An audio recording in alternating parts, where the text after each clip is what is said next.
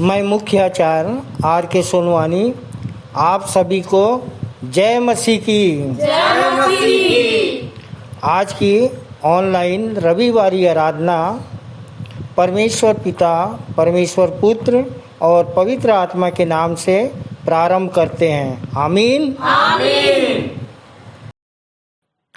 आज की रविवारी आराधना हम प्रारंभ करते हैं एक छोटी प्रार्थना के साथ में, और प्रार्थना में अगुवाई कुमारी वर्षा केवर्थ करेगी जो तिफरा से है। आप सभी को जय मसीह की। मेरा नाम वर्षा केवर्थ है और मैं परमेश्वर को धन्यवाद देती हूँ कि मुझे प्रारंभिक प्रार्थना करने का अवसर मिला है। तो आइए हाथों को जोड़े, आंखों को बंद करें, अपना सिर झुकाए और परमेश्वर की ओर अपना मन लगाए।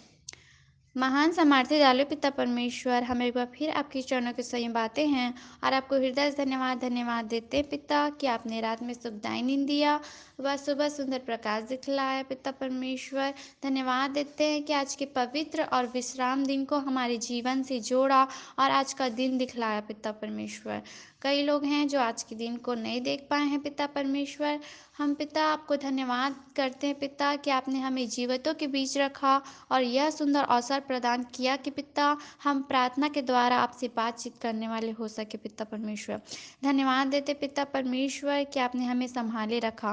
प्रार्थना करते पिता इस ऑनलाइन मीटिंग के द्वारा पिता परमेश्वर, जितने लोग भी आपके वचनों को सुनते हैं, पढ़ते हैं, समझते हैं पिता परमेश्वर, सभी को ऐसी ज्ञान, बुद्धि, समझ के आत्मा देना पिता कि आपके वचनों को सिर्फ हम पिता पढ़े सुने नहीं, परंतु उसे सुनकर पिता परमेश्वर, उसे पढ़कर पिता उन वचनों को अपने पिता जीवन में ला सके, आचरण में ला सके। पिता परमेश्वर, उन वचनों में हम चल सके। होने दीजिए पिता परमेश्वर कि हम जहाँ जहाँ जाते हैं पिता आपके नाम को लेके जाने वाले हो सके। पिता परमेश्वर, प्रार्थना करते पिता परमेश्वर, होने दीजिए पिता आपकी उपस्थिति को चाहते हैं इस आराधना में पिता। प्रार्थना करते पिता परमेश्वर, जो भी स्तुति महिमा हो पिता परमेश्वर, जो भी वचन का पढ़ा जाए पिता, और पिता जो भी पिता परमेश्वर गाना बजाना हो, सब पिता आपकी उपस्थिति में चाहते हैं। ऐसे आपसे प्रार्थना है पिता। प्रार्थना करते पिता परमेश्वर, होने दीजिए पिता परमेश्वर कि पिता जो भी शैतान के कार्य है पिता, शैतान जिस भी रूप में कार्य करती है पिता, उसको पिता परमेश्वर आपके लहू के बारे से बांधते यीशु नासरी के नाम से दूर हो जाए पिता। ऐसे आपसे प्रार्थना करते हैं। प्रार्थना करते पिता परमेश्वर, होने दीजिए पिता परमेश्वर कि जो उपस्थित नहीं है इस मीटिंग में, वो भी उपस्थित होने वाले हो सके पिता। हर एक बातों में सिर्फ आपको आदर, महिमा, गौरव देते पिता। प्रार्थना को प्रभु यीशु मसीह के नाम से मांग लेते हैं, आमीन। ये समय है परमेश्वर की स्तुति गान का। परमेश्वर की महिमा के लिए हम गीत गा लेंगे। हमन गाना गाबो से 37 नंबर, यीशु नाम भजो रे यीशु नाम से बनते हैं बिगड़े काम। प्रभु की स्तुति में एक भजन गाएंगे। नंबर है 37, हमन गाना गाबोन से, यीशु नाम भजो रे यीशु नाम।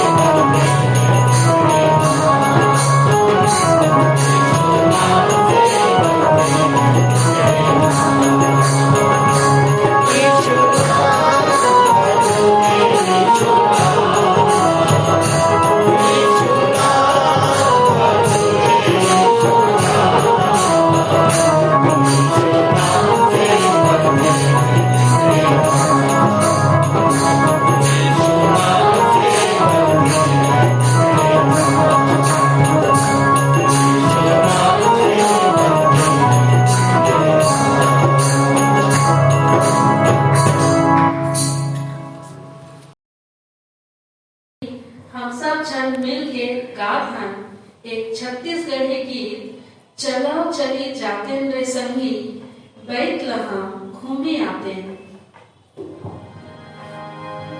चलो चली जाते रे संगी बिगलहा में घूमे आते।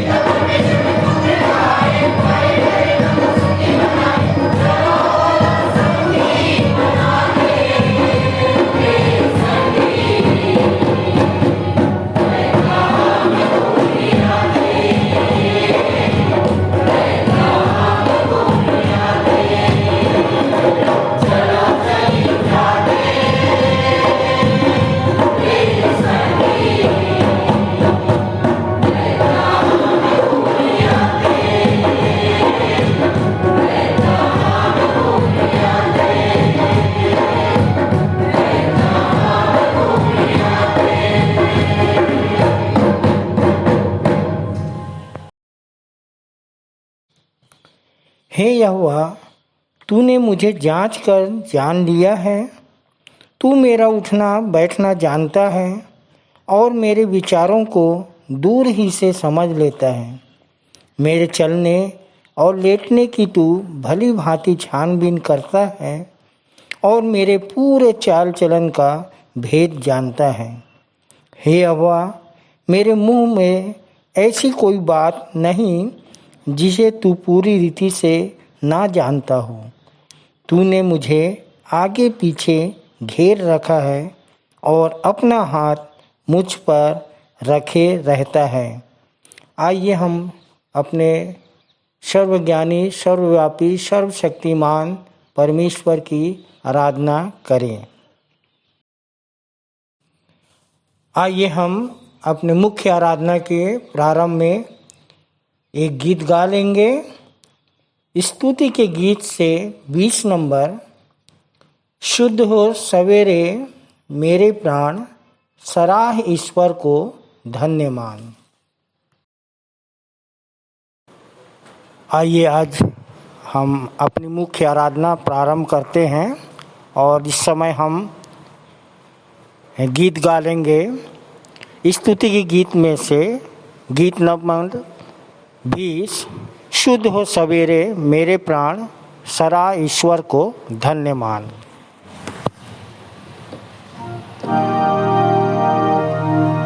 शुद्ध हो सवेरे मेरे प्राण, सराह ईश्वर को धन्य मान।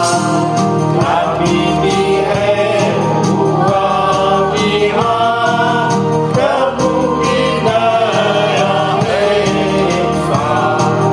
प्रभु तुझे सराहता है और तेरी स्तुति करता हूँ। तेरा दिन का लौटिहान, तू है अटल और कृपावान।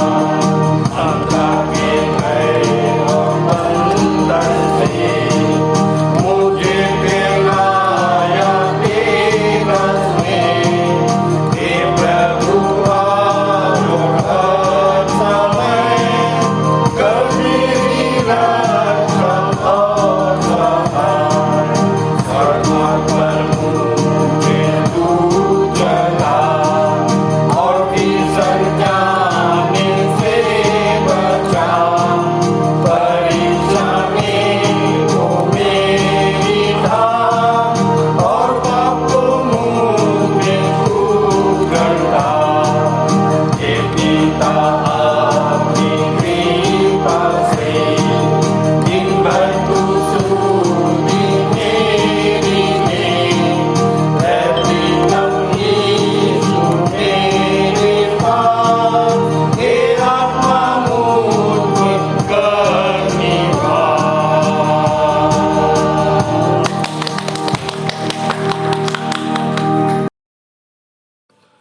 हम सब उत्तरवादी की रीति से पढ़ने के लिए निकाल लेंगे। लूका 11 अध्याय 14 से 32 पद तक पढ़ेंगे, जिसको पढ़ने में अगुवाई पीयूष करोसिया करेंगे और उत्तर देंगे भाई रोहन घृतलहरे। आइए हम सब उत्तरवादी की रीति से पाठ पढ़ लेंगे।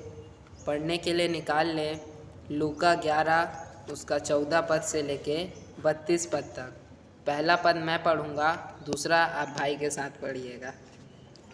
फिर वह एक दुष्टात्मा को निकालने लगा जो गूंगी थी, और ऐसा हुआ कि जब दुष्टात्मा निकल गई तो गूंगा बोलने लगा और भीड़ को बड़ा आश्चर्य हुआ। पर उनमें से कुछ ने कहा, वह तो दुष्ट आत्माओं को बालजबूल अर्थात दुष्ट आत्माओं के प्रधान की सहायता से निकालता है। अन्य कुछ लोगों ने उसकी परीक्षा करने के लिए उससे आकाश का एक चिन्ह मांगा, परंतु वह उसके विचारों को जानता था। अतः उसने कहा, जिस राज्य में फूट हो वह उजड़ जाता है और जिस घर में फूट हो वह नष्ट हो जाता है। यदि शैतान ही स्वयं अपना विरोधी हो जाए तो उसका राज्य कैसे स्थिर रह सकता है? क्योंकि तुम कहते हो कि मैं बालजबूल की सहायता से दुष्ट आत्माओं को निकालता हूँ।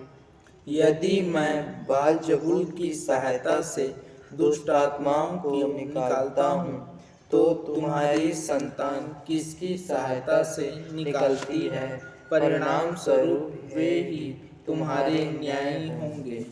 परंतु यदि मैं परमेश्वर की सहायता से दुष्ट आत्माओं को निकालता हूँ तो परमेश्वर का राज्य तुम्हारे पास आ पहुँचा है।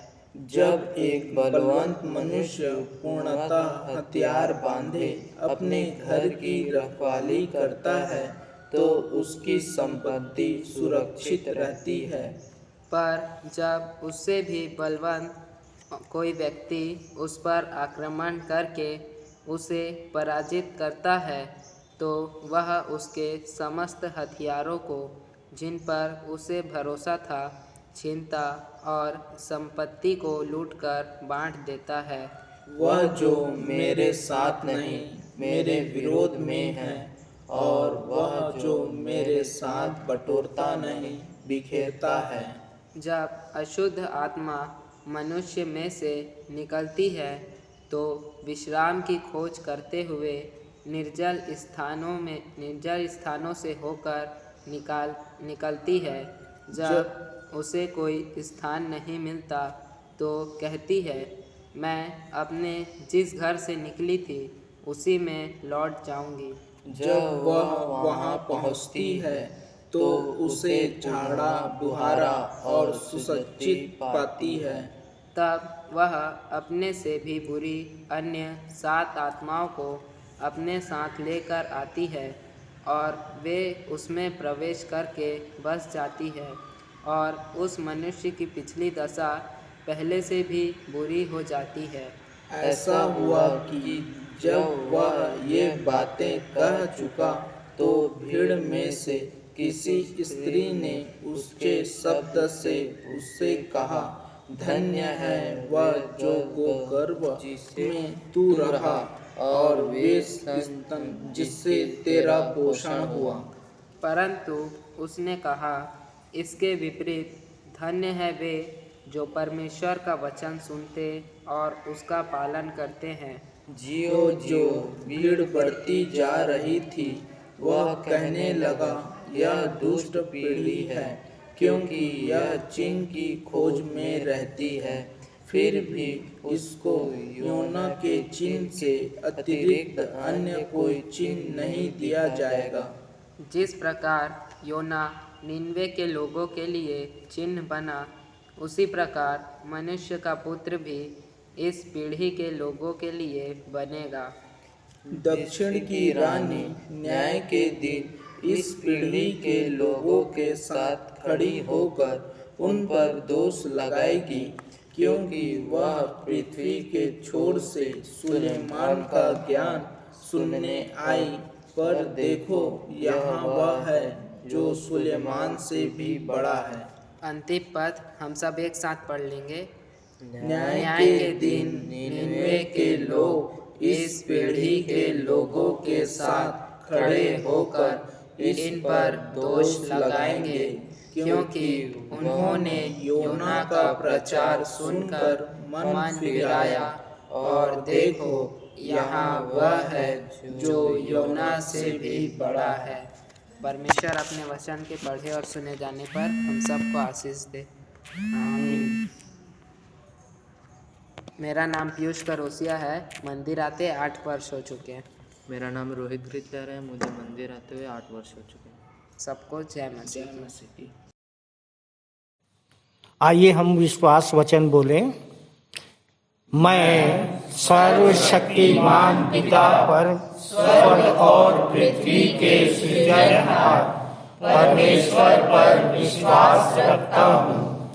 मैं उसके एकलौते पुत्र हमारे प्रभु यीशु मसीह पर जो पवित्र आत्मा के सामर्थ के द्वारा कुमारी मरियम से जन्मा, जिसने पोंतियुस पिलातुस के राज्य में दुख उठाया, जो क्रूस पर टांगा गया और मारा गया, जो गाड़ा गया और अदृश्य लोक में पहुंचा, और तीसरे दिन मृतकों में से फिर जी उठा, जो स्वर्ग पर चला गया और सर्वशक्तिमान पिता परमेश्वर के दाहिने हाथ विराजमान है, और जीवितों और मृतकों का न्याय करने फिर आने वाला है।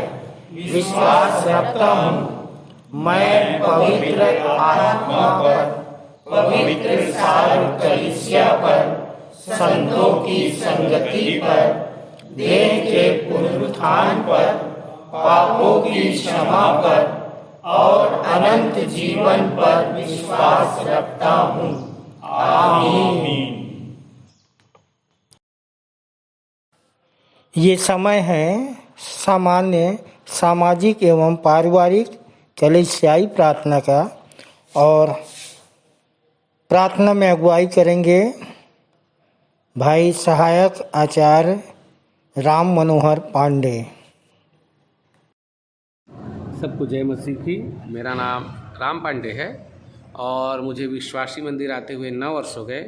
आइए हम पारिवारिक सामाजिक कलीसियाई प्रार्थना में जाएंगे। हाथों को जोड़ लीजिए, आंखों को बंद कर लीजिए और अपना ध्यान आप परमेश्वर की ओर लगाएंगे। धन्यवाद और धन्यवाद करते हैं प्यारे पिता परमेश्वर कि पिता परमेश्वर आपने हमें बीते सप्ताह संभाल के रखा। हर प्रकार की दुर्घटना, शैतान के मायाजाल, हर प्रकार की बुराई से, हर प्रकार की देखी अनदेखी ताकतों से पिता आपने बचा के रखा।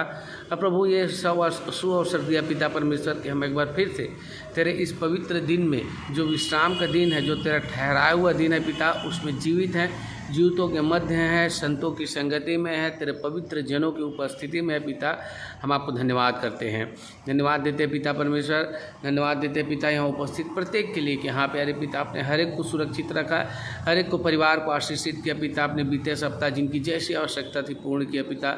हम आपको धन्यवाद देते हैं पिता परमेश्वर इस सुंदर मौसम के लिए, इस सुंदर मौसम के लिए कि हाँ प्यारे पिता आपने इसे हमें हमारे अनुकूल किया ताकि हम प्यारे पिता तेरी आराधना, स्तुति, तेरी प्रशंसा बढ़ाई कर सके पिता। इस दिनहीन देह का आपने उपयोग किया पिता। हम आपको धन्यवाद देते हैं, धन्यवाद देते हैं पिता यहाँ उपस्थित प्रत्येक के लिए कि हर एक के मन को आपने पिता मनों में डाला, हर एक के मनों को पिता आपने उनके मन को जगाया, आपने उनके मन में डाला कि वो तेरे पवित्र भवन में जाएं और तेरी स्तुति महिमा करें।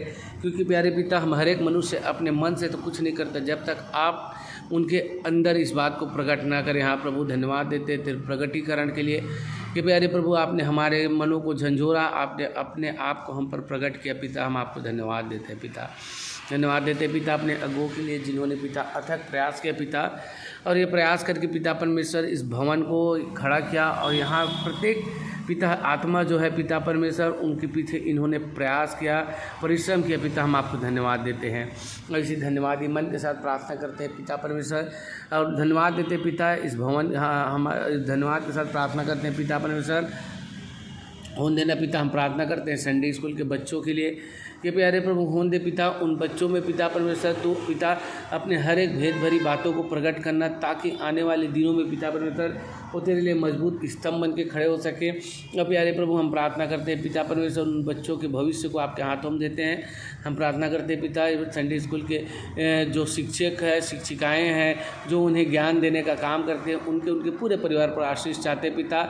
आप उन्हें पिता परमेश्वर अपने ज्ञान को प्रकट कीजिए ताकि वो क्षेत्र में उन बच्चों को दे सके। हम महिला सभा के लिए प्रार्थना करते हैं पिता, होने देना प्यारे पिता वो महिला सभा भी पिता तुझमें निरंतर उन्नति करते जाए पिता। हम अपने मंदिर के प्रत्येक अगुओं को, यहाँ की जवान सभा को, हर एक को तेरे हाथों में सौंपते पिता। चाहते हैं पिता परमेश्वर हर एक पर तेरी आशीष हो पिता।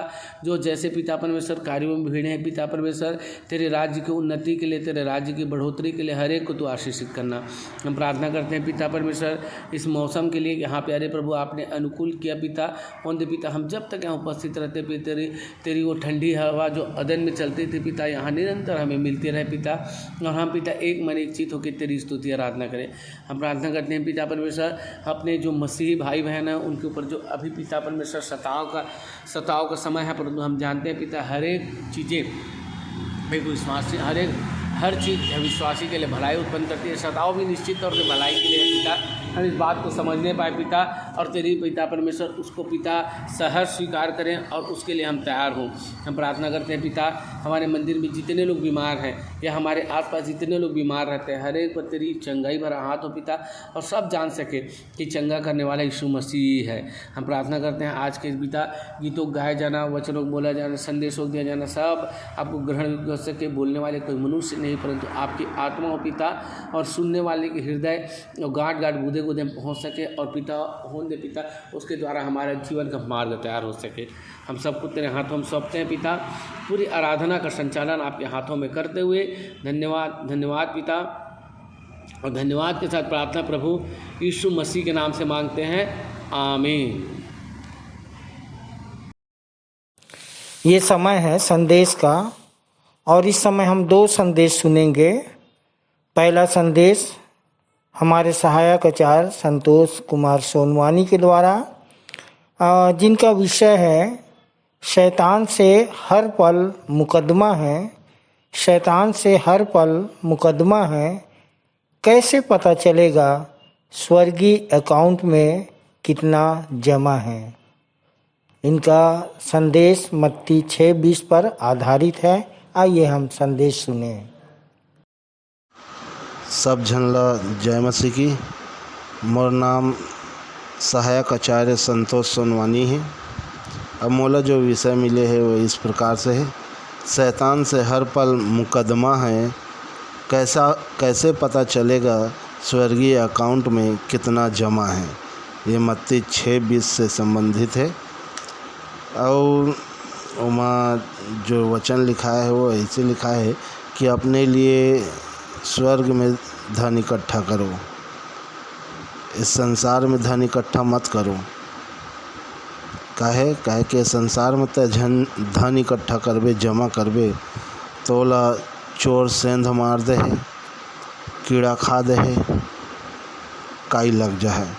लेकिन जब तक स्वर्ग में धन इकट्ठा करबे तो ओला कोई नहीं चुरा सके, ना कोई सेंध मार सके, और ना वहाँ कोई कीड़ा है ना काई है। और एकरे से संबंधित आज मोला बोलना है।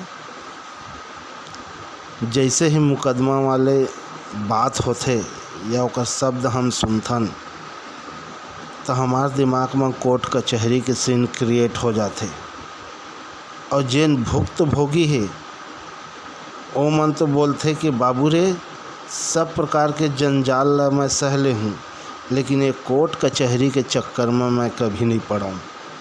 काहे कि एकर चक्कर में घर कुरिया खेत खार नांगर बैला सब हर नाश हो जाते, सब बेचा जाते, आदमी कंगाल हो जाते।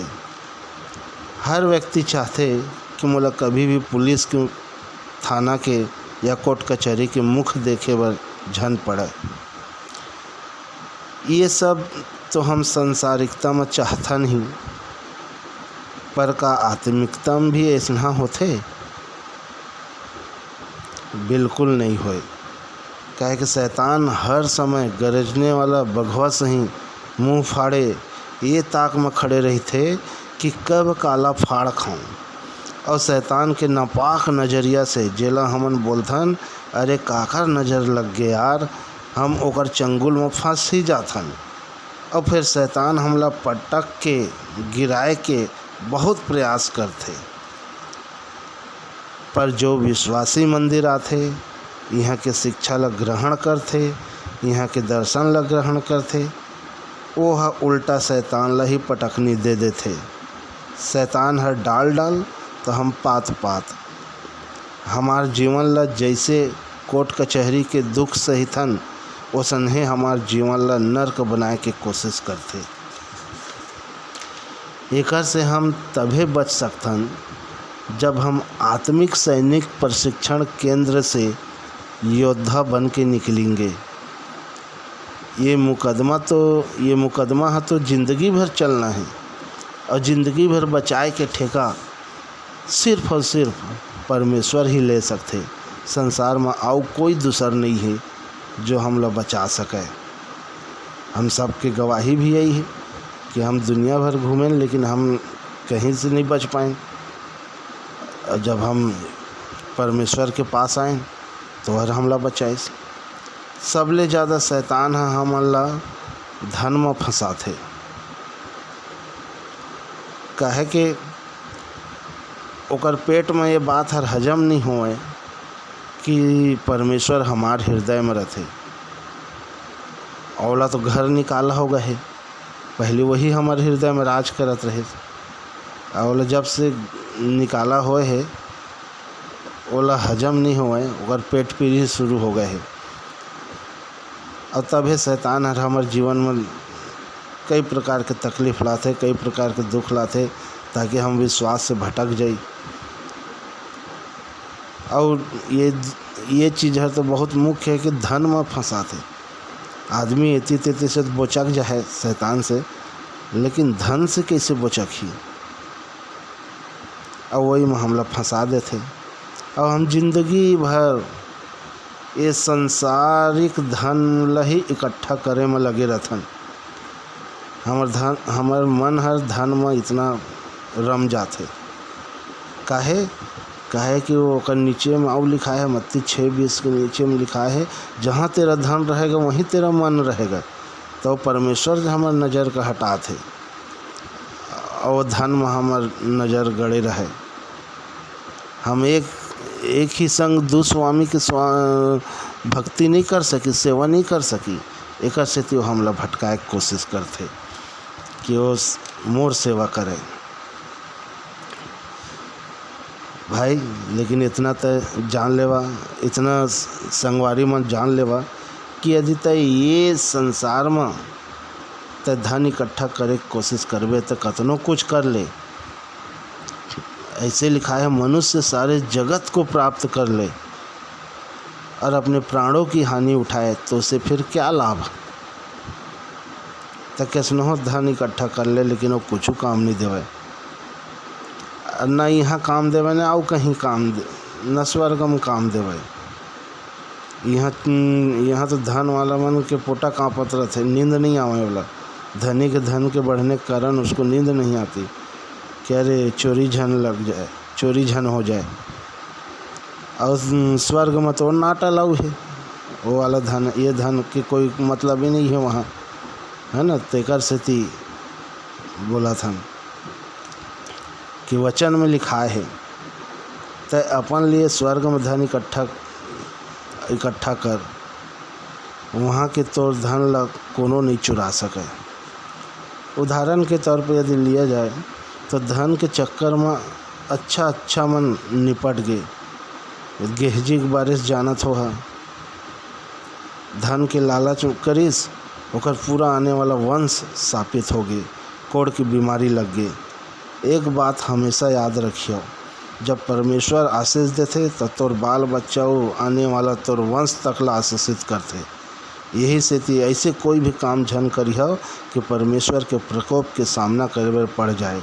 कहे कि शैतान के मुकदमा ला तो हम झेल सकतन, पर परमेश्वर के मुकदमा ला हम नहीं सह पाबो। वचन में लिखा है, जीवित परमेश्वर के हाथ में पड़ना भयानक है। आज के डिजिटल ज़माना में सब कोई के पास अकाउंट हवाए।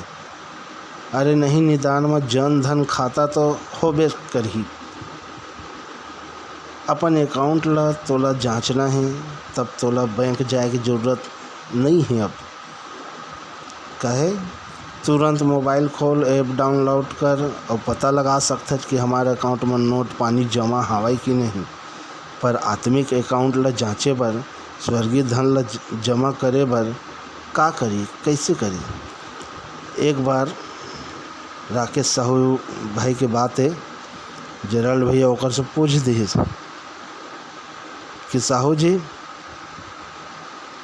मैं तोला एक झापड़ के 1 लाख दे हूँ, कै झापड़ खा ले बे।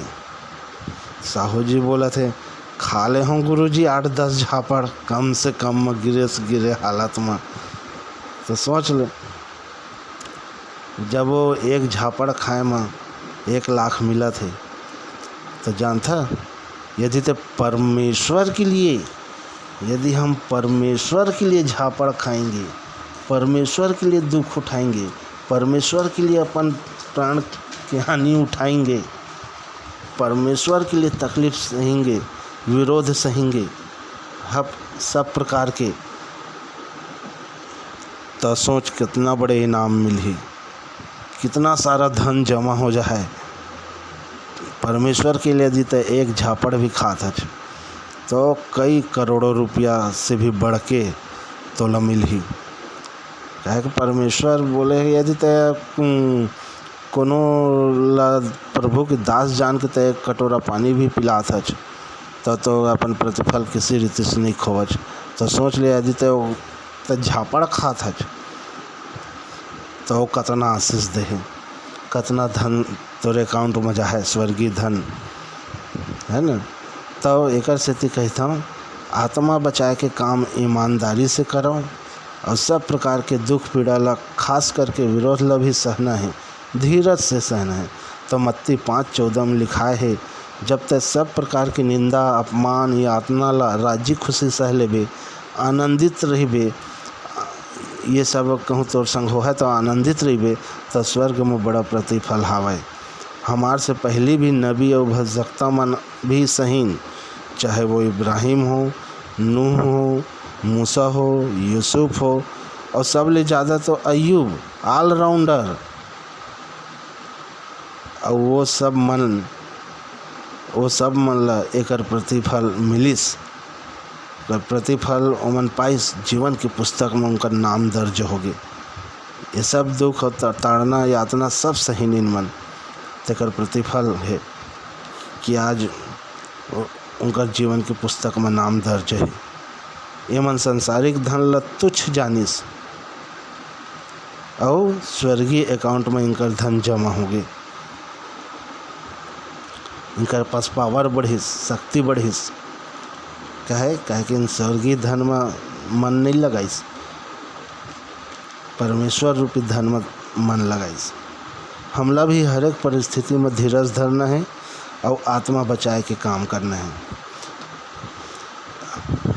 मोर छोटा सा गवाही है, अभी जब से मोला ये विषय मिले हैं तब से विषय से संबंधित मोर जीवन में कुछ घटना घटिस, बोलो मैं खुल के तो नहीं बताऊं पर मैं गुरु जी बता रहे हूँ और जानते हो हर। और मैं इस शैतान के मुकदमा में छटपटात रहे, कैसे बचाऊँ एक मुकदमा से। पर संचालक जी से गुरु जी से बात करें, प्रतिज्ञा लिए हूँ, तभी मुकदमा ल जीत पाए हूँ। मोर मन में शांति दिहिस परमेश्वर हर और शैतान से छुटकारा पाए। मोर लिए सब कोई प्रार्थना करी हूँ कि मैं जो प्रतिज्ञा लिए हूँ वो मैं खरा साबित हो सकूँ, परमेश्वर की नज़र में दोषी मत बनो। सब कोई मोर लिए प्रार्थना करी हूँ। और अंत में मैं इतना ही बोलना चाहता हूँ कि ऐसे बोलथन कि जेकर पास यीशु नहीं है वो कंगाल है और जेकर पास हवा है वो धनवान। और जय ठन तय आत्मा बचावे तो धन तोर स्वर्गीय अकाउंट में जमा होते जाही। काहे जो कोई परमेश्वर की खातिर सब प्रकार के हानि उठाए बर तैयार है और एक आत्मा भी बचाथे तो 101% ओकर स्वर्गीय अकाउंट में स्वर्गीय धन जमा है। कहे कि एक आत्मा बचात है मतलब ओकर अंदर एक यीशु गए और यीशु कोने वही तो असली धन है। मतलब वो तोरे अकाउंट में जा है भाई, स्वर्ग और पृथ्वी के सारा अधिकार ओकर पास है। तो सोचते कितना अरबों खरबों पति और कोई गिनती नहीं, इतना बड़े आदमी हो गए थे। और यहाँ के अकाउंट में थोड़ी जमा, स्वर्गीय अकाउंट में सीधा ग्रह वाली बात करें तो छोटा सा पृथ्वी है नानक, सीधा तो इतना अकाउंट में तो रहेगा। तो परमेश्वर बोले तो ये ग्रह ल तय ले ले, जाओ ल तय संभाल, ऐसे कही। तो सोच ले, परमेश्वर अपन वचन में बोले है कि इस लोक में 100 गुना और परलोक में अनंत जीवन। परमेश्वर ये सब हमला देते और ये तो अकाउंट में जमा है। तो कर लिए 100% रहो कि भाई जब तुमने ये सब काम करा था, आत्मा बचाए काम करा था, हर एक प्रकार के दुख ल सहत हो, यातना ल सहत हो, तो ये जान लेवा कि 100% तुम्हारे अकाउंट में जमा है, स्वर्गीय धन जमा है। प्रभु आप सब जन ला आशीष देवाए। जय मसीह की। बहुत ही सुंदर संदेश के लिए भाई संतोष को और उनके पूरे परिवार को प्रभु और भी आशीष दे, ज्ञान बुद्धि और समझ से परिपूर्ण करे। तालियां।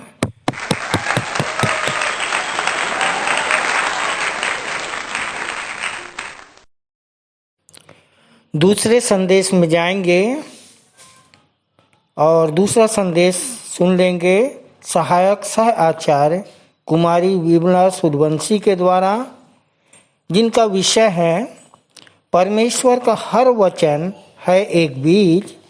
परमेश्वर का हर वचन है एक बीज जिसे करना है अपने जीवन में सिद्ध। यशायाह 55:10-11, मत्ती 13:1-28 पर इनका संदेश आधारित है। आइए हम संदेश सुने। आप सबको जय मसीह की। मेरा नाम विमला सूर्यवंशी है और विश्वासी मंदिर आते हुए लगभग मुझे 12 वर्ष हो गए। और आने का कारण ये था कि मेरे पिताजी मिशन हॉस्पिटल में एडमिट थे। डॉक्टर बोले कि किडनी खराब हो गई है। हम बहुत ही परेशान हुए और हम लोग ने विश्वासी मंदिर आए। विश्वासी मंदिर में मेरे पिताजी के लिए प्रार्थना हुई और हमें गुरु मंत्र का पर्चा दिया गया और हम लोग भी गुरु मंत्र की प्रार्थना किए। तो मेरे पिताजी सीरियस कंडीशन में थे, वे नॉर्मल हो गए। तब से मेरा और मेरा पूरा परिवार प्रभु में बने हुए हैं और जैसे हम बचे हैं वैसे दूसरों को बचाने का प्रयास करते हैं। पिछले सप्ताह मुझे विषय दिया गया था और मेरा विषय यह है, परमेश्वर का हर एक वचन है बीज। परमेश्वर का हर एक वचन है बीज जिसे करना है अपने जीवन में सिद्ध, जो पाया जाता है मत्ती 13 और यशायाह 55:10। मैं आप लोगों के सामने 2 बातें रखना चाहूँगी। पहला है बीज और दूसरा है सिद्ध। बीज, परमेश्वर का वचन का बीज हमारे जीवन में किस प्रकार से काम करता है, ये मैं आप लोगों के सामने बताना चाहूँगी, जो पाया जाता है मत्ती 13 में। और हम सब जानते हैं बीज बोने का दृष्टांत। बीज बोने वाला बीज बोने निकला और पहला बीज मार्ग में बोया गया, जिसे क्या किया, पक्षियों ने आकर उसे चुग लिया। जिसका अर्थ है कि जो कुछ परमेश्वर का वचन का बीज हमारे अंदर बोया जाता है और हम उसे ध्यान से नहीं सुनते, तो क्या करता है, शैतान उसे हमारे अंदर से चुरा कर ले जाता है। वचन को हमारे जीवन में काम करने नहीं देता, उसे छीन लेता है। दूसरी बीज है पथरीली भूमि पर बोया गया। तो पथरीली भूमि पर बीज को मिट्टी न मिली, इसलिए सूर्य ने उसे जला दिया। इसका अर्थ है कि जो वचन हम सुनते तो है, परंतु वो वचन हमारे अंदर जड़ नहीं पकड़ती। किसी प्रकार से यदि हमारे जीवन में समस्या आती है तो हम क्या करते हैं, ठोकर खा जाते हैं। क्योंकि हम वचन में दृढ़ नहीं रहते, इसलिए ठोकर का कारण बनती हैं। तीसरी बीज है झाड़ियों में बोया गया और झाड़ियों ने मिलकर उसे दबा दिया। इसका अर्थ है कि जो भी हम संसार में रहते हैं तो संसारिकता के लोग अर्थात शैतान हमें वचन में आगे बढ़ने नहीं देता, हमको दबा देता है। परंतु प्रियो, इन सब से हमको बचकर हमको अच्छी भूमि बनना है। जो चौथी बीज है वो अच्छी भूमि पर बोया गया, जो 100 गुना, 60 गुना और 30 गुना फल लाया। तो हमें भी अच्छी भूमि बनना है ताकि हम भी अच्छी भूमि बनकर बहुतों को फलवंत कर सके।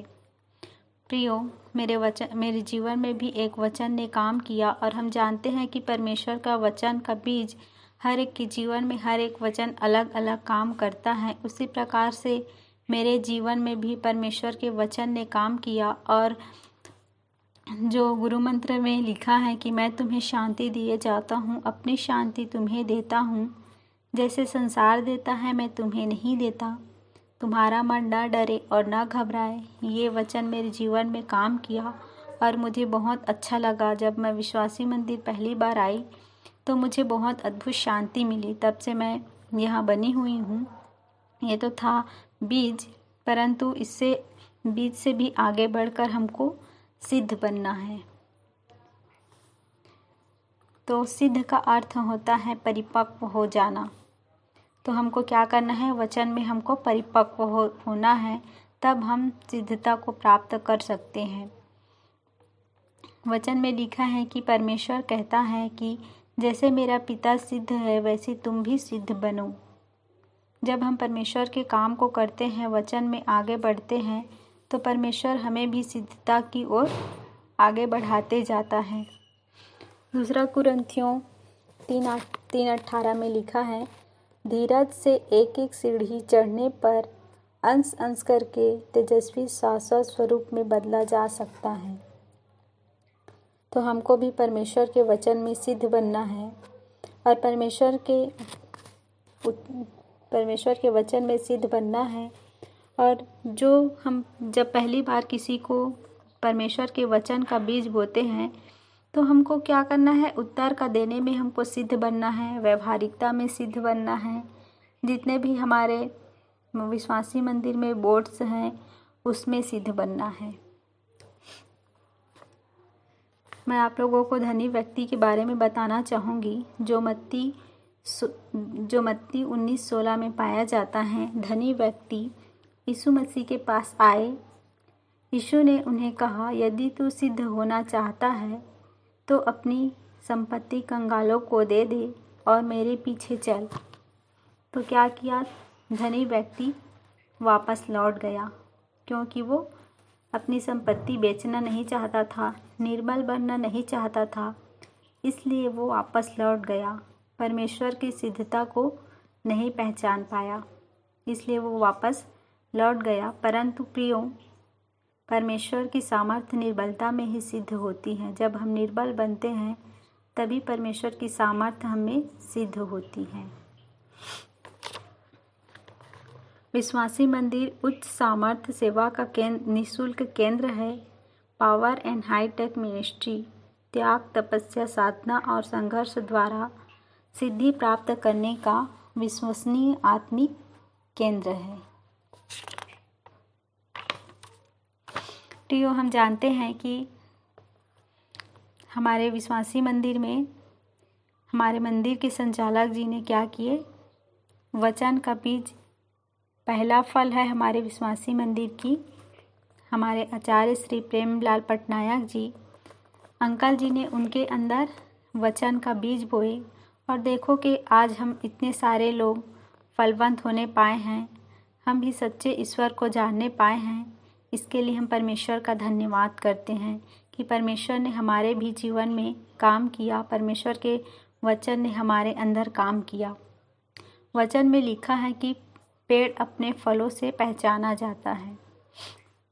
तो देखो कि अंकल जी एक पेड़ हैं और हम इतने सारे फल लगे हुए हैं।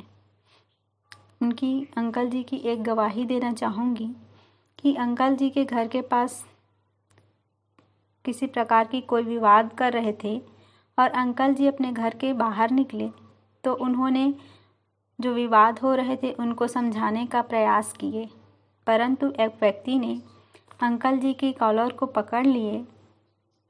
अंकल जी ने हाथ पीछे कर लिए और अंकल जी को एक वचन याद आया जो पाया जाता है रोमियो 12:19-21। हे प्रियो, बदला न लेना परंतु परमेश्वर के क्रोध को अवसर दो, क्योंकि लिखा है, बदला लेना मेरा काम है, प्रभु कहता है, बदला मैं ही लूँगा। तो किस प्रकार से परमेश्वर के वचन को अंकल ने अपने जीवन में प्रैक्टिकल करके देखे और सिद्ध भी हुआ कि किस प्रकार से वो जो व्यक्ति कॉलर को पकड़े थे वे अंकल के वचन के बोलते बोलते ही उनके घुटनों के नीचे में आ गए। तो किस प्रकार से परमेश्वर का वचन हमारे जीवन में काम करता है, ये अंकल जी ने प्रैक्टिकल करके दिखाए। और यशायाह 55:10 में लिखा है, जिस प्रकार से वर्षा और हिम आकाश से गिरते हैं और वह यूं ही नहीं लौट जाते, वरन भूमि पर पड़कर उपज जाते हैं, जिससे बोने वाले को बीज और खाने वालों को रोटी मिलती है, उसी प्रकार से मेरा वचन भी होगा जो व्यर्थ ठहर कर मेरे पास न लौटेगा, परंतु जो मेरी इच्छा है उसे वह पूरा करेगा और जिस काम के लिए मैंने उनको भेजा है उसे वह सफल करेगा। तो जब परमेश्वर ने हमारा चुनाव किया है तो हम भी परमेश्वर की इच्छा को समझे कि परमेश्वर की इच्छा यह है कि बहुत से आत्माओं को उनके समीप लाएं और परमेश्वर की इच्छा है कि हम उनके काम को करें। और जब हम परमेश्वर की इच्छा के अनुसार चलते हैं तो जिस प्रकार से आज हमारे विश्वासी मंदिर के संचालक जी सिद्ध हुए, उसी प्रकार से हमें भी यहाँ वचन का बीज हमारे अंदर डाला जाता है और हम भी धीरे धीरे करके अंश अंश करके हम भी सिद्धता की ओर आगे बढ़ते जाते हैं। परमेश्वर इस छोटे से वचन के द्वारा हम सबको आशीष दे। आप सबको जय मसीह की। अपनी अपनी भेंटों और धन्यवादी भेंटों को देने के द्वारा परमेश्वर की महिमा करें। और इस समय हम गीत गा लेंगे। स्तुति के गीत से 89 नंबर होगी आशीषों की बारिश।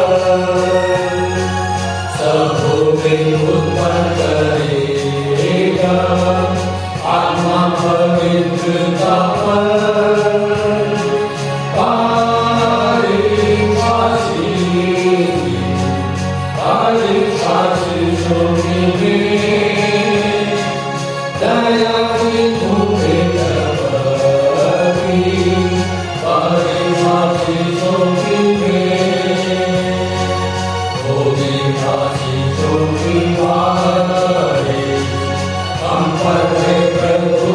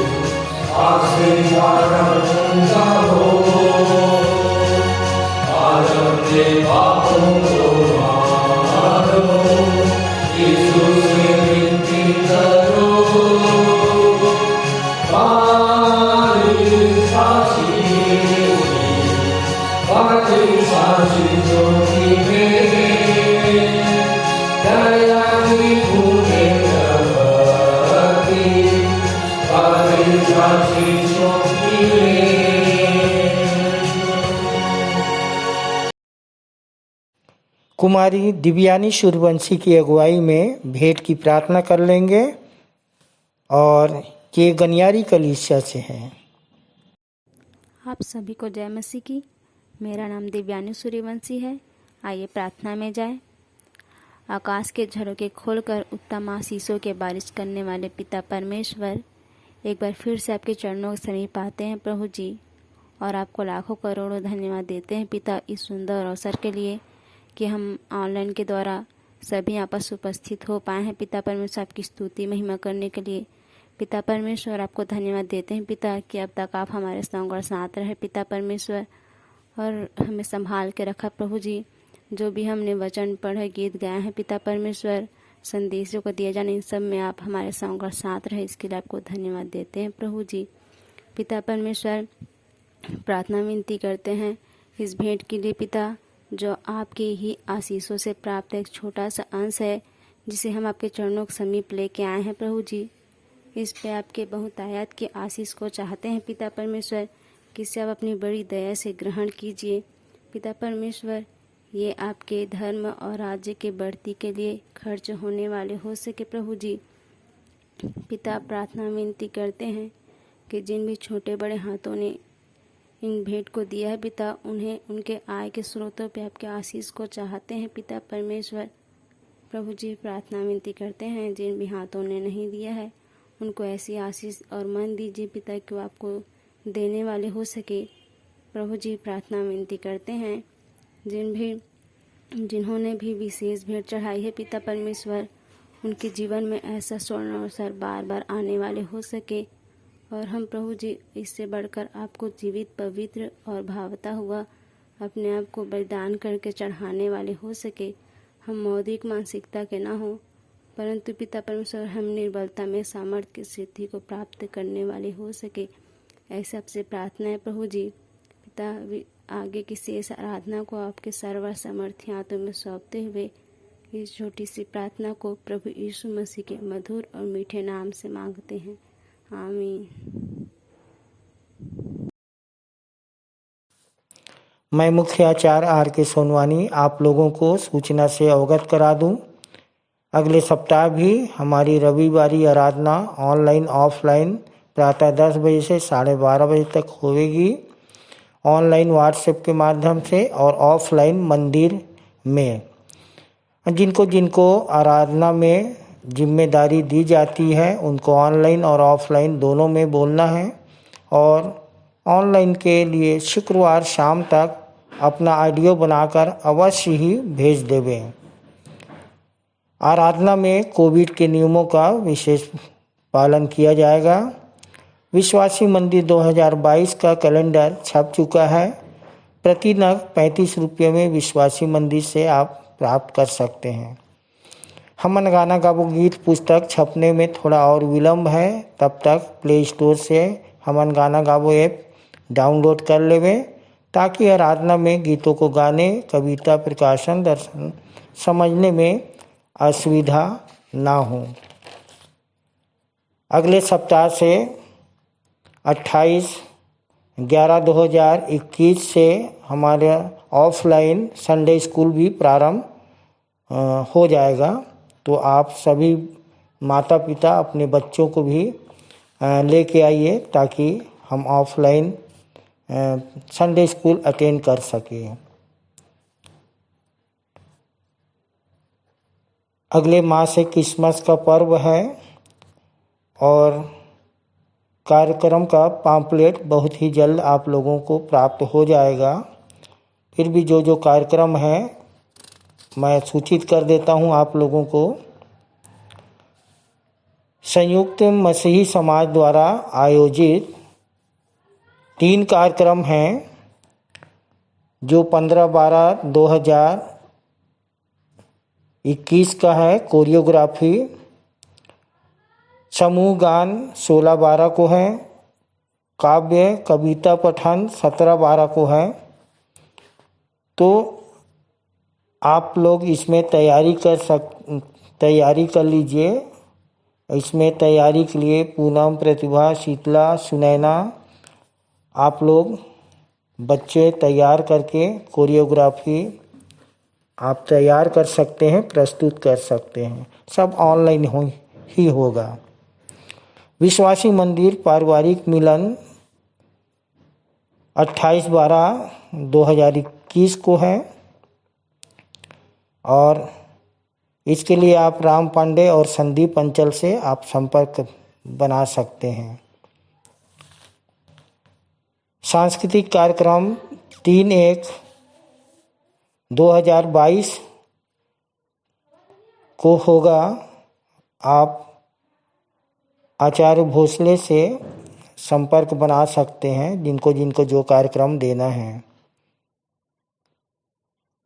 वॉच नाइट सर्विस 31/12/2021 को होना है और हम 12 बजे तक करते हैं, तो आप लोग भी सब आइए और वॉच नाइट सर्विस हमारे साथ सम्मिलित होइए। 7/1/2022 को पिकनिक का कार्यक्रम रखा गया है और जिसका शुल्क है 150 रुपये। जिनको जिनको पिकनिक जाना है वो सब पहले ही मुझको अपना नाम दे दें, अपना शुल्क जमा कर दें ताकि हम आपके लिए व्यवस्था बना सकें। धन्यवाद। 28/11/2021 रविवारी आराधना का सूचना आप लोगों को दे दूं। ऑफलाइन आराधना का संचालन सहायक सहचार भाई ऋषि वर्मा के द्वारा होना है। आरंभ की प्रार्थना कुमारी पिंकी साहू के द्वारा। उत्तरवादी पाठ प्रेरितों काम 20 अध्याय जिसका 17 से 37 पद तक पढ़ लेंगे, जिसे पढ़ने में अगुवाई बहन श्रीमती लक्ष्मी केवट करेंगी और उत्तर देंगी श्रीमती राजकुमारी लासरे। सामान्य सामाजिक एवं पारिवारिक कलिसियाई प्रार्थना हमारे सहायक सहचार भाई मुरली साहू के द्वारा होगा। और इस समय 2 संदेश होते हैं। पहला संदेश सह संचालिका श्रीमती अर्चना दास जी के द्वारा, जिनका विषय है जब शैतान है गरजने वाले सिंह जैसे, जब शैतान है गरजने वाले सिंह जैसे, कबूतर की नाई भोले और सांप की नाई चतुर बने कैसे। मत्ती 10:16 आप अपने संदेश के लिए ले सकते हैं। दूसरा संदेश है सहायक सह आचार्य भाई रामेश्वर सिंह राठौर के द्वारा, जिनका विषय है व्यर्थ नहीं है प्रभु में किया गया प्रयास, व्यर्थ नहीं है प्रभु में किया गया प्रयास, सो समस्या में भी करें आनंद का एहसास। 1 कुरिन्थी 15:58 आप अपने संदेश के लिए ले सकते हैं। भेंट की प्रार्थना श्रीमती माया बिंझवार के द्वारा। मुख्य संदेश हम अपने संचालक जी से उत्तरवादी पाठ पर सुन लेते हैं। अंतिम प्रार्थना में अगुवाई हमारे सहायक सहचार भाई रवि भोरे करेंगे और अपने सह संचालक भाई आशीष जलाल की आशीष से हम सभा का समापन करेंगे। धन्यवाद। आइए और अंत में सुन लेते हैं अपने मंदिर के संचालक जी द्वारा पिछले सप्ताह के संदेशों की समीक्षा, मंदिर की वर्तमान स्थिति एवं भविष्य की योजनाएं तथा आज के उत्तरवादी पाठ पर संक्षिप्त टिप्पणी। परमेश्वर का धन्यवाद हो कि उसकी दया अनुग्रह से हम सब सुरक्षित पाए जाते हैं और ये समय है जबकि हम पिछले हफ्ते की कुछ बातों को स्मरण करें। और मैं याद करता हूं कि पहला संदेश हमारे सामने में आचार्य पंडित श्री चंद्रशेखर तिवारी शास्त्री जी ने रखा था और बहुत ही सुंदर उनका विषय था, निष्कपट विश्वास से प्रेम उत्पन्न हो पवित्र हृदय से कार्य संपन्न हो। पहला तीमुथियुस 1:5। सुंदर सा वचन था जो मैं आपके सामने फिर से रिपीट करूंगा, जहाँ इस प्रकार से लिखाया है, परंतु इस आदेश का अभिप्राय यह है कि पवित्र हृदय और शुद्ध विवेक तथा निष्कपट विश्वास से प्रेम उत्पन्न हो। इसमें 3 बातें हैं मेरे प्रियो। एक तो ये कि पवित्र हृदय हो, दूसरा शुद्ध विवेक हो, और तथा तीसरा निष्कपट विश्वास से प्रेम उत्पन्न हो। भाई ने अपनी गवाही के साथ बहुत ही सुंदर ढंग से इस वचन को रखा और बताया कि कलीसिया के टूटने का कारण ही है कि प्रेम निष्कपट नहीं होता है। हमारा आत्मिक पिता के साथ हमारा कैसा रिश्ता है, और जैसा पहला यूहन्ना 4:20 में लिखा है कि जब तुम जिसे देखते हो उससे अगर प्रेम नहीं कर सकते तो जिसे नहीं देखते हो उससे कैसे प्रेम करो। दावा तो सब करते हैं कि हम अपने भाई से प्रेम रखते हैं। सो मेरे प्रियो, अगर शुद्ध विवेक से प्रेम नहीं है, अगर हमारी विचारधारा में कुछ अंतर है, तो फिर कैसे शुद्ध विवेक होगा। वैचारिक मतभेद है तो फिर कैसे हमारा प्रेम शुद्ध हो सकता है, शुद्ध विवेक कैसे आएगा। और ये एक बड़ा प्रश्न है, और इसीलिए प्रारंभ से ही कलीसिया टूटती रही है।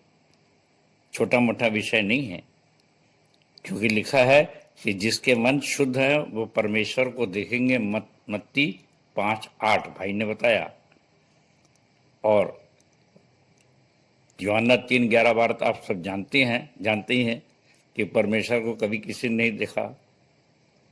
और मैं समझता हूँ, क्षमा करें, यूहन्ना 3:11-12 कि हम जो जानते सो कहते हैं और जो देखते हैं उसकी गवाही देते हैं। मुझे स्मरण है कि इसमें बहुत सारे संदेश दिए गए हैं। बहन अर्चना ने भी बहुत अच्छे ढंग से इस बात को रखा था कि मैं तुमसे सच सच कहता हूँ कि हम जो जानते तो मैं से हम कैसे बन जाते हैं। तो हमारे अंदर से हम बनने के लिए प्रेम की आवश्यकता पड़ती है। और अगर हम परमेश्वर से भी सच्चा प्रेम नहीं कर रहे तो कैसे निष्कपट प्रेम पैदा होगा। और पहला यूहन्ना 4:12 सब जानते ही हैं कि परमेश्वर को कभी किसी ने नहीं देखा। यदि हम एक दूसरे से प्रेम करें तो परमेश्वर हम में बना रहता है और उसका प्रेम हम में सिद्ध हो जाता है। सो प्रियो, प्रेम के संबंध में अन्य जातियां भी बहुत संदेश देती हैं, परंतु आज आवश्यकता है कि ये सिद्ध हो।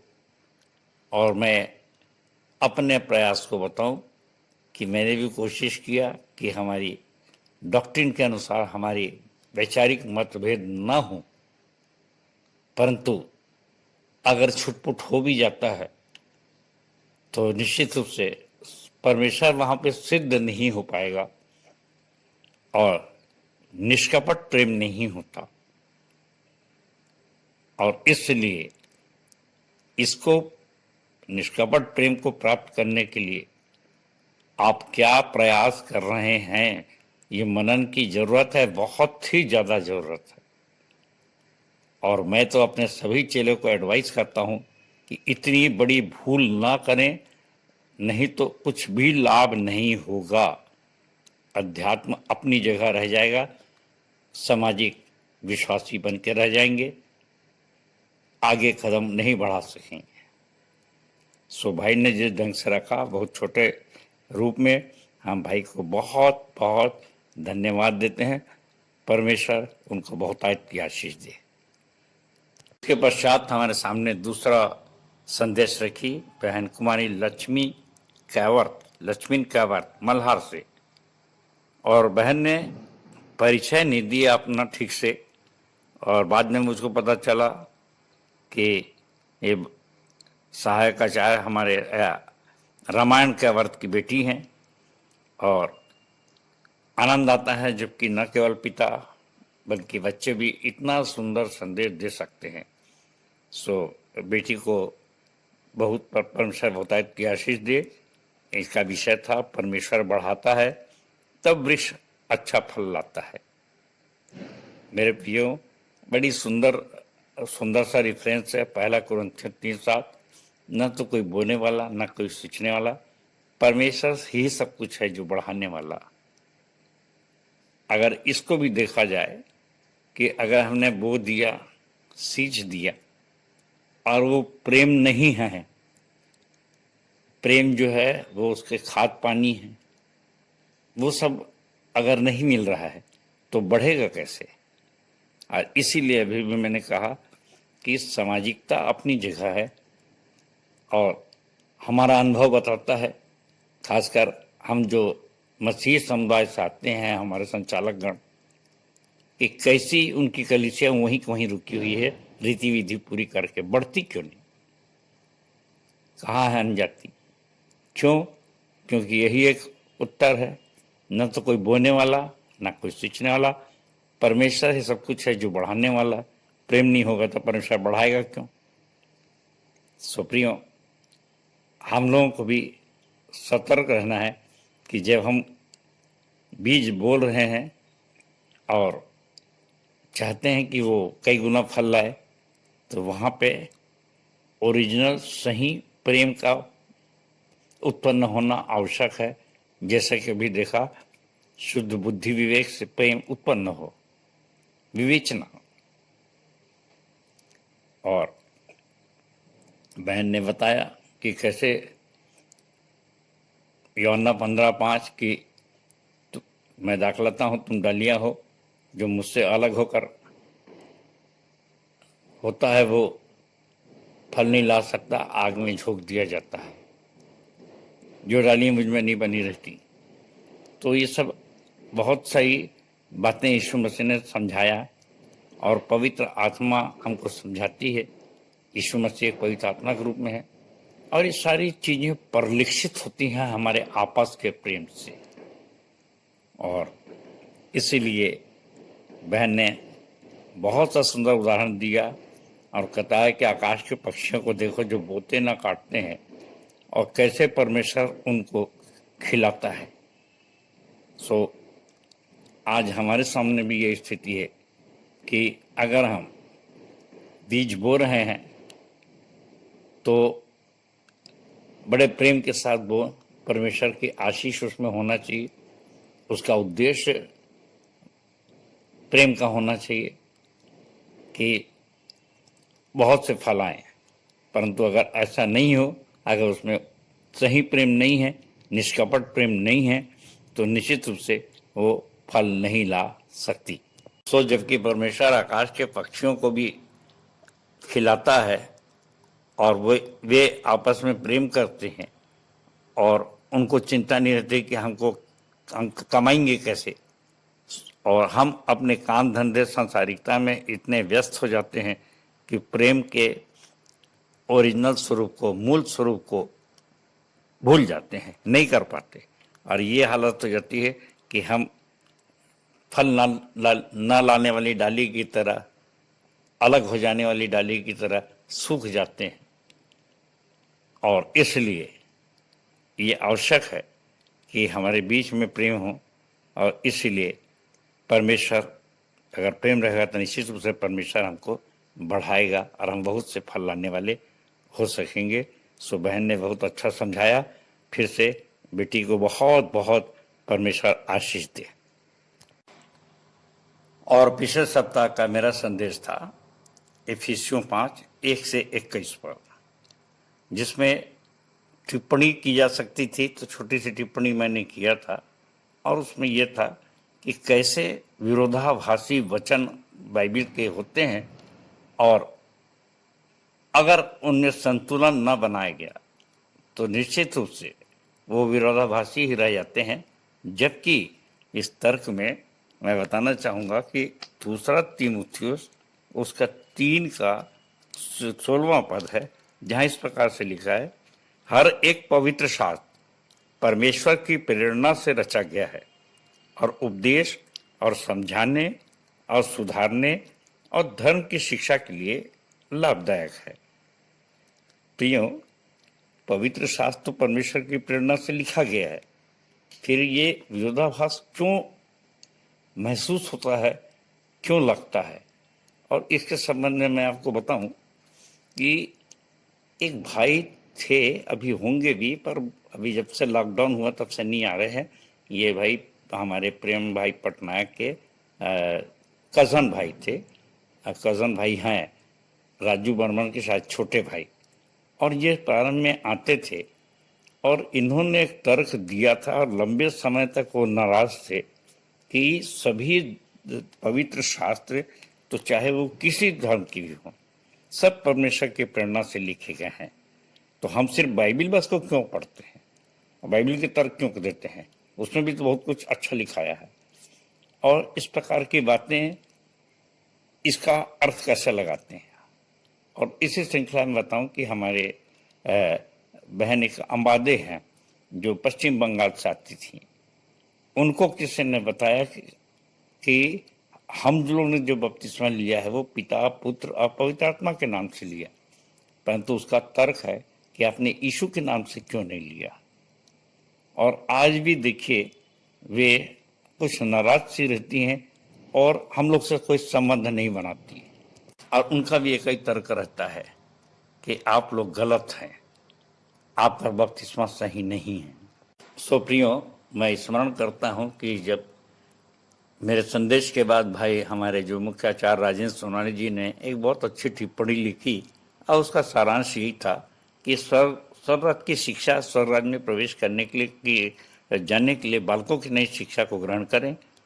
और जब हम गुप्त ज्ञान भेद की रीति पर सिद्ध लोगों को पौलुस बताने की बात करता है, तो इन सब बातों को जब समझना है तो हमको निश्चित रूप से सियाने बनना पड़ेगा। और तब इन बातों में जो विरोधाभास है उसमें हमको संतुलन बनाना है, और तभी आपको ऐसा लगेगा, जो लगता है कि नहीं बाइबिल विरोधाभासी है, तो नहीं, वो पवित्र आत्मा की प्रेरणा से लिखी गई है और आपको अलग अलग आचरण ना करना पड़ेगा। और इसी चक्कर में मैं आपको बता दूं, संतुलन नहीं बनाने के कारण से 99.9 मतलब प्रतिशत लोग यीशु मसीह के जितने मानने वाले हैं वे सामाजिक ही बनकर रह जाते हैं, सामाजिक प्रवचन देते रहते हैं और संक्रामक नहीं बन पाते। और जैसे मत्ती 23:15 में लिखा है कि एक आत्मा को लाने के लिए, एक अपने मत में लाने के लिए वे जमीन आसमान एक करते हैं और फिर बाद में दूना नरकी बना देते हैं। सो मेरे प्रियो, हम लोग ने जीवन में बहुत कुछ देखा है, हम नहीं चाहते कि हमारे विश्वासी मंदिर में ये सब बातें हों, और इसलिए हमारा अंतिम तक यही प्रयास रहेगा कि लोगों को समझाएं कि कैसे वचनों में संतुलन बनाया जाता है। और इसीलिए इसका सबसे अच्छा काट है जो यीशु मसीह की स्टाइल थी कि यूहन्ना 3:11-12 आंखों देखा हाल पर प्रवचन दें, जिसे प्रत्यक्षम किम प्रमाणम, ये समझने में भी मनुष्य को कोई भ्रम न हो, और इससे फिर शुद्ध विवेक से, जैसा तीतुस 1:15 में लिखा है कि शुद्ध विवेक से प्रेम उत्पन्न होता है और ये सब भले काम के योग्य हो जाते हैं, नहीं तो वह अशुद्ध ही रह जाते हैं। और इसीलिए इसी अशुद्धि को दूर करने के लिए शायद यीशु मसीह ने अपने चेलों का पैर धोया कि तुम ऊपर से तो शुद्ध हो, पर तुम्हारा को पूरा नहलाने की आवश्यकता नहीं है, सिर्फ पैर धोने की आवश्यकता है। सो प्रियो, ये जो संतुलन यदि किसी ने खोया है तो याद रखिए, बच्चन के जैसे बताया कि एक जगह अनुसरण लिखाया, एक जगह अनुकरण लिखाया है, सदृश्य बनो, और इसमें जो अंतर आता है, और मैंने बताया कि मैं ये नहीं कह रहा हूँ कि मैं कुछ अंतर है या नहीं है, पर मैंने दो टीम खड़ी किया कि कुछ लोग कहते हैं कि इसका अर्थ ये है और इसका अर्थ ये है, और मैं कहता हूँ कि भाई सदृश्य बनना क्या है कि हमको देख करके लोग हमारे परमेश्वर पिता की बड़ाई करें, याद करें कि देखो फलाने का बेटा है ये।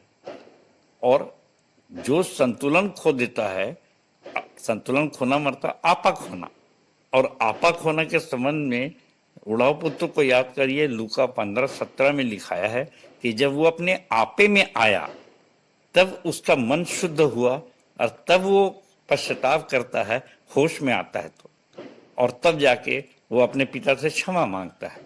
और जब तक वो आपे में नहीं है तो या तो निराश होगा, या क्रोधी रहेगा, या नाटकी खुशी दिखाता रहेगा, वो सबसे मिलना जुलना पसंद नहीं करेगा।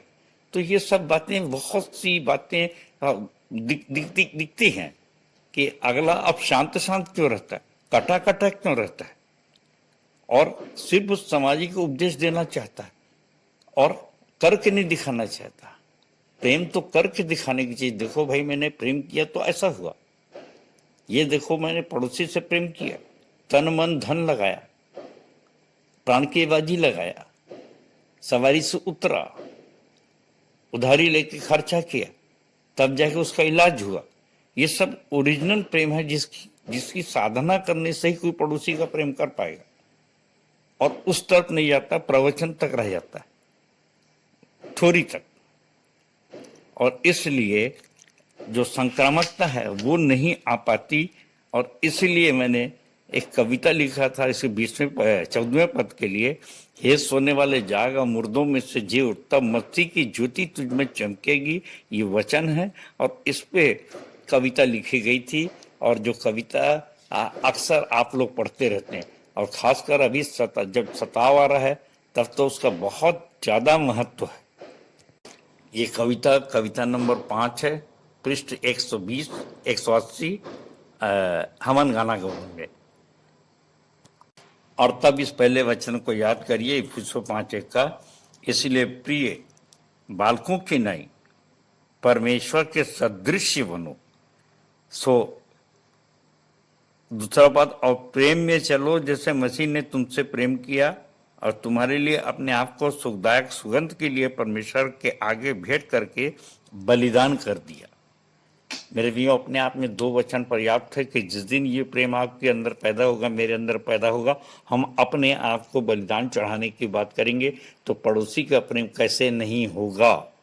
और यदि ऐसा नहीं कर रहे हैं तो पौलुस ने 14वें पद में कह दिया कि सोने वाले जाग, मुर्दों में से जी उठ। नहीं उठे तो मुर्दा के मुर्दा रहेंगे, सामाजिक के सामाजिक रहेंगे। और उनके 9:27 रोमियो में लिखा है कि इजरायलियों की संख्या समुद्र के बालू के समान हो जाए, थोड़े ही बचेंगे। तो इसलिए सावधान हो जाइए। और अब आज का उत्तरवादी पाठ है जो कि आपने सबने पढ़ा है, लूका 11:14 से 32। प्रियो,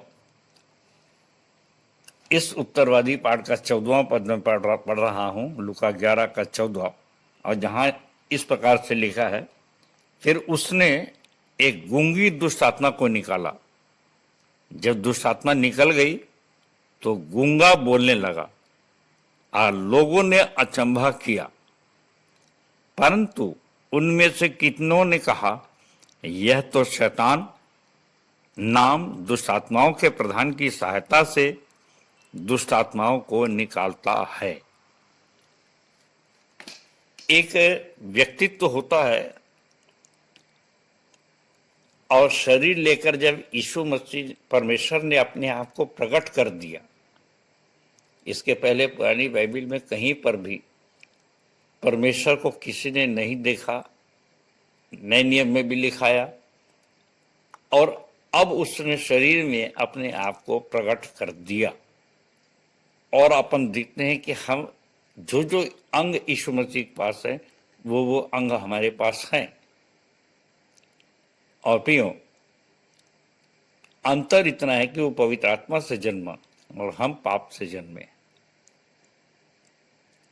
और अब वो हमको नया जन्म दे रहा है और पवित्र आत्मा से जानने की, जल और आत्मा से जन्मने की बात कर रहा है कि जब तक तू जल और आत्मा से न जन्मे तब तक परमेश्वर के राज को नहीं देख सकता। निकोदेमुस को उसने कहा यूहन्ना 3 में। सो मेरे प्रियो, आज जबकि यीशु मसीह दुष्ट आत्मा को निकाल रहे हैं इस पद में, तो बोलने वाले दूर नहीं रहते। अगर साक्षात परमेश्वर भी पृथ्वी पे आ जाए, ध्यान से सुनिए मैं क्या कह रहा हूं, कि परमेश्वर भी अगर पृथ्वी पे आ जाए तो जिनको नहीं विश्वास करना है वे नहीं विश्वास करेंगे और उसको भी सूली पर चढ़ा देंगे। ये है मनुष्य। और हमारी भूमिका यहाँ पर क्या है? जब दुष्ट आत्मा की बात आई तो मैं आप अपनी बीती वही यूहन्ना 3:11-12 जो कुछ हम जानते सो कहते हैं, जो देखते हैं हम उसकी गवाही देते हैं, देखा दिखाया और बता रहा हूँ कि जब प्रारंभ में ये बात पहुंची मेरे परिवार में, मेरे दफ्तर में, मेरे कलीसिया में, पुरानी कलीसिया के लोग सबने, कुछ लोग ने तो मना किया कि उस शक्तियों से मत लगो, बहुत ताकतवर होती हैं और आपके पास उतनी शक्ति नहीं, उतनी सिद्धि नहीं कि उनको आप हरा सको। आज नहीं कल वो पलट कर वार करेंगी। और अधिकांश जो मसीही कहलाते हैं, मेरे माता पिता, भाई बहन, प्रिय अजीज रिश्तेदार और जैसे बताया कलीसिया, सब के सब लोग उस पर विश्वास नहीं करते थे कि नहीं ऐसा कुछ होता ही नहीं है दुष्ट आत्मा के। अब आप सोच लीजिए कि कितने बैकस्लाइड हैं, कितने पिछड़े हुए लोग हैं और नहीं मानते दुष्ट आत्मा की शक्ति तो अलग बात है, पर उन्होंने मेरे लिए भी कहा कि नहीं, ये भाई लाल पे ही दुष्ट आत्मा है। अब वो सब ये नाटक करते रहता है, वास्तव में कोई दुष्ट आत्मा होती ही नहीं है। क्यों, इस पर मैं ज़्यादा विस्तार से नहीं कहूँगा, परंतु एक अच्छी बात कहूँगा जो 15 से 23 के बीच में है, जो यीशु मसीह ने कहा, जो मेरे साथ नहीं बटोरता वह मेरे विरोध में है, वो बिथराता है। इसलिए प्रियो, इसलिए कि हमारा बिल्कुल काम स्पष्ट है, सवेरे शाम तक वो काम कर रहे हैं, हम दिखाते हैं। और इसलिए आज हमारी स्थिति भी ये है, खासकर मैं अपने लिए कहता हूँ कि जो मेरे संग नहीं बटोरता वो सिर्फ बिथराने का काम कर रहा है, वो भ्रमित है और 4 लोगों को और भ्रमित कर लेगा। 25-26 पद में यीशु मसीह ने समझाया कि दुष्ट आत्माएं निकल जाती हैं तो सूखे स्थानों पर जगह ढूंढती हैं। और यहाँ पर मैं कहना चाहता हूँ कि दुष्ट आत्माएं बड़ी चालाक होती हैं। वो पता लगा लेती हैं कि किसके अंदर कितने प्रतिशत विश्वास है, अविश्वास कर्म के साथ है कि नहीं है। और फिर मैं जैसे बताया कि वो दुष्ट आत्मा को कोई स्वीकार नहीं करता कि उसके अंदर दुष्ट आत्मा है कि पवित्र आत्मा है, परंतु उसके आचरण से हम जान सकते हैं, उसकी खुशी से, उसके आनंद से हम समझ सकते हैं कि उसके अंदर कौन सी आत्मा काम कर रही है। अब 27 और 28 पद में इस प्रकार से लिखा है, जब वो यह बातें कह ही रहा था तो भीड़ में से किसी स्त्री ने ऊंचे शब्द से कहा, धन्य हुआ गर्भ जिसमें तू रहा और वे स्तन जो तूने चूसे। उसने कहा, हाँ, परंतु धन्य है वे जो परमेश्वर का वचन सुनते और मानते हैं। मेरे प्रियो, आज भी यीशु मसीह हमारे सामने यही रखता है कि वो अपनी प्रशंसा नहीं चाह रहा है अभी तक, और वो चाहता है कि परमेश्वर पिता की बड़ाई हो। और हम लोग अक्सर ये गाना भी गाते हैं, और किसी बात की बड़ाई ना करे, यीशु मसीह के क्रूस को छोड़। मेरे प्रियो, प्रशंसा परमेश्वर की होती है। मेरे से, आपसे, लोग हम में परमेश्वर देखते हैं और इसी परमेश्वर का भय मानना बुद्धि का मूल है। तो कार्य ऐसा करें कि परमेश्वर को महिमा मिले, जैसे कि लिखाया है कि तुम्हारे भले कामों को देखकर तुम्हारे परमेश्वर पिता की बड़ाई करे। देखिए कैसा कॉम्बिनेशन है। हमारे कारण से परमेश्वर पिता को बड़ाई मिल सकती है, हमारे कारण से परमेश्वर की निंदा भी हो सकती है। यदि ऐसा संदेश हम देते हैं तो कुछ लोग चिन्ह मांगते हैं, और यीशु मसीह ने उसके विषय में कहा है, 32वें पद में कि निनवे के लोग न्याय के दिन इस समय के लोगों के साथ खड़े होकर उन्हें दोषी ठहराएंगे, क्योंकि उन्होंने यूनुस का प्रचार सुनकर मन फिराया, और देखो यहाँ वह है जो यूनुस से भी बड़ा है। ये यूनुस का उदाहरण यीशु मसीह ने इसलिए दिया क्योंकि 16वें पद में लिखा है कि औरों ने उसकी परीक्षा करने के लिए उससे आकाश का एक चिन्ह मांगा। और यहाँ पर देखिए 29वें पद में, जब बड़ी भीड़ इकट्ठी हो जाती तो वह कहने लगा कि इस युग के लोग बुरे हैं, वे चिन्ह ढूंढते हैं, पर यूनुस के चिन्ह को छोड़ और कोई चिन्ह उन्हें न दिया जाएगा। सो मेरे प्रियो, आज मैं समझता हूं इसका अर्थ कि जब वो दुष्ट आत्माओं को निकाल रहा है, परमेश्वर के सारे कार्य कर रहा है, तो और चिन्ह मांगने की क्या जरूरत। आज हम कौन सा चिन्ह बताएं कि हम परमेश्वर के लोग हैं, परमेश्वर का काम कर रहे हैं। और अच्छी बात है, आप सब जानते हैं कि यूनुस 3 दिन तक मछली की पेट में रहा और कैसे तीसरे दिन वो जी उठा, और यीशु मसीह ने फिर वही चिन्ह दिखाया। और यहाँ पर मैं ये कहना चाहता हूँ कि देखिए, यहाँ पर वो अपने को धन्य नहीं कहलाना चाह रहा है, परमेश्वर को धन्य कह रहा है। और फिर ये कह रहा है कि यहाँ वो है जो यूनुस से भी बड़ा है, यहाँ वो है जो सुलेमान से भी बड़ा है। 31वें पद में। सो मेरे प्रियो, हमारी स्थिति क्या है, हम क्या हैं क्या नहीं हैं। हमारे सामने एक सुंदर सा वचन है मत्ती 11:11, जिस अक्सर मैं कहता हूँ कि स्त्रियों में से जो जन्मे यूहन्ना बपतिस्मादाता से बड़ा धन्य कोई नहीं हुआ, परंतु स्वर्ग राज्य में जन्मा छोटे से छोटा भी उससे बड़ा है। ये यीशु मसीह ने कहा। और पिछली बार हमने देखा था पिछले हफ्ते कि स्वर्ग राज्य में प्रवेश कैसे कर सकते हैं, जब तक बालकों की नई न बने और सिद्ध न बने, तो कैसे हम स्वर्ग के राज्य में प्रवेश करेंगे। सो प्रियो, एक बड़े आनंददायक सुसमाचार मेरे को बताते बहुत आनंद आता है कि बहुत से संदेश ऐसे होते हैं जिसमें कि स्वर्ग राज आएगा, यहाँ पर जाएंगे और ऐसे रहेंगे वैसे रहेंगे, तेजस्वी रहेंगे, बहुत सारी बातें हैं। मैं किसी बात को काटता नहीं कि एक गलत लिखा है बाइबल में या कुछ ऐसा नहीं होगा, ऐसा मैं नहीं कहता, परंतु ये जरूर कहता हूँ कि हम देखते हैं और जो मुझको असली वचन मिल जाता है इस संबंध में, लूका 17, 20, 21 सबको मालूम है कि उसमें कितने फरीसी आके यीशु मसीह से पूछने लगे कि परमेश्वर का राज, ईश्वर का राज कब आएगा, किधर से आएगा। और वो कहा परमेश्वर का राज प्रकट रूप में नहीं आता। लोग यह ना कहेंगे कि यहाँ है या वहाँ है, वर्तमान में है या भविष्य में इस प्रकार से मिलेगा। देखिए, परंतु मैं तुमसे कहता है स्वर्ग का राज तुम्हारे बीच में है। मेरा मतलब है, अगर आज आपने यीशु मसीह को सिद्ध कर लिया, आज अगर आपके अंदर यीशु मसीह चलता फिरता है, मैं तुम्हें वास करूंगा, चलूंगा फिरूंगा, तो ये देखिए कि लोग आपको देखकर परमेश्वर की बड़ाई करेंगे, आप परमेश्वर के सदृश्य दिखेंगे।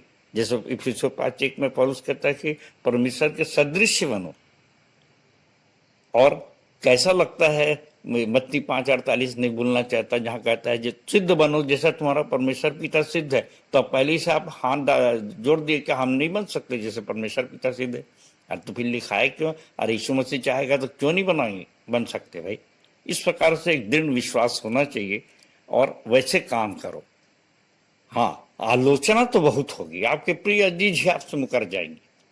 यीशु मसीह के 12 चेले से कैसे नहीं मुकरे? एक ने तो बेचे ही खाया। तो ये सब होता रहता है, ये ना समझी है, नादानी है।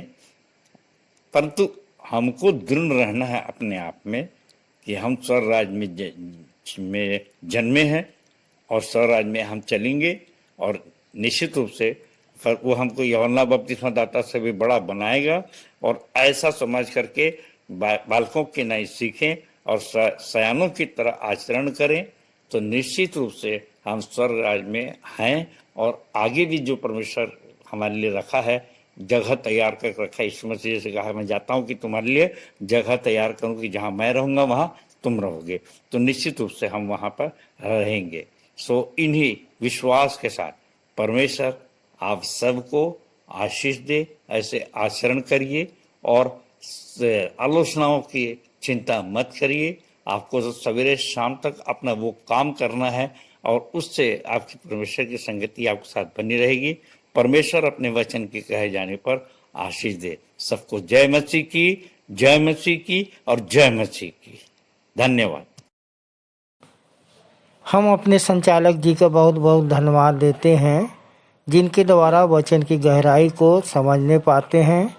यूहन्ना 3:11-12 के अंदर संदेश देते हैं हमें कैसे व्यवहार में लाना है।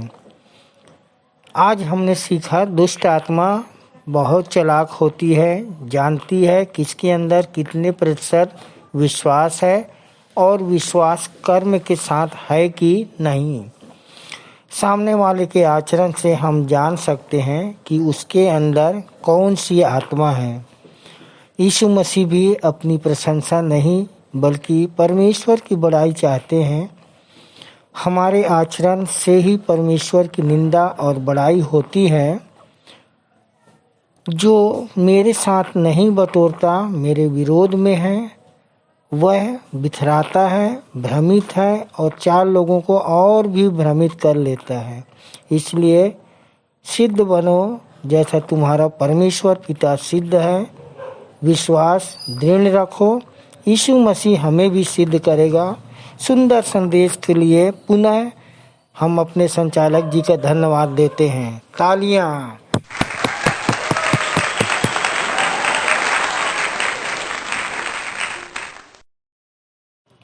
हम आराधना के अंत में हैं, एक गीत गाएंगे, अंतिम प्रार्थना, प्रभु की प्रार्थना और आशीष से आज की सभा समाप्त करेंगे।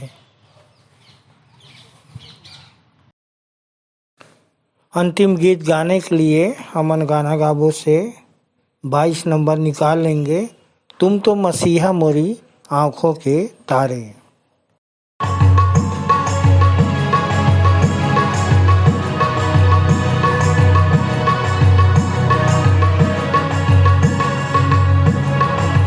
तो मसीहा मोरी आंखों के तारे, बोलो ना मोरी खबरिया, मसीह बोलो ना मोरी खबरिया। तुम तो मसीहा मोरी आंखों के तारे, बोलो ना मोरी खबरिया, मसीह बोलो ना मोरी खबरिया। राह बाट हम भूले फिरत हैं, पाप की बांधे गठरिया। राह बाट हम भूले फिरत हैं, पाप की बांधे गठरिया। हाँ करत तोरी बिनती मसीहा, अपनी बता दो डगरिया, मसीह अपनी बता दो डगरिया।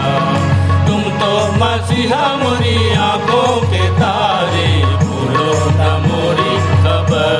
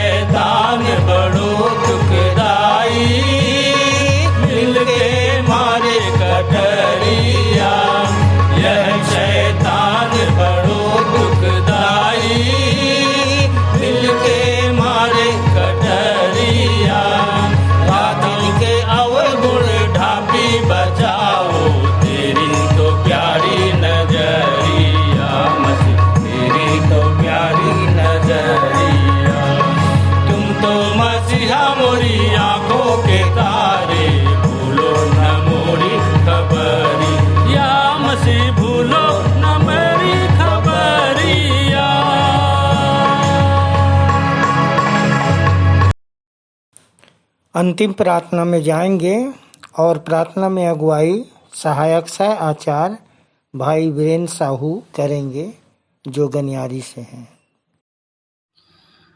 आप सबको जय मसीह की। मेरा नाम सहायक सहचारी वीरेंद्र साहू है और मुझे प्रभु में आए 6 वर्ष हो गए। आने का कारण था कि मेरी पत्नी को शैतानी शक्ति लगी हुई थी और यहीं की प्रार्थना दुआ से मेरी पत्नी चंगी हुई।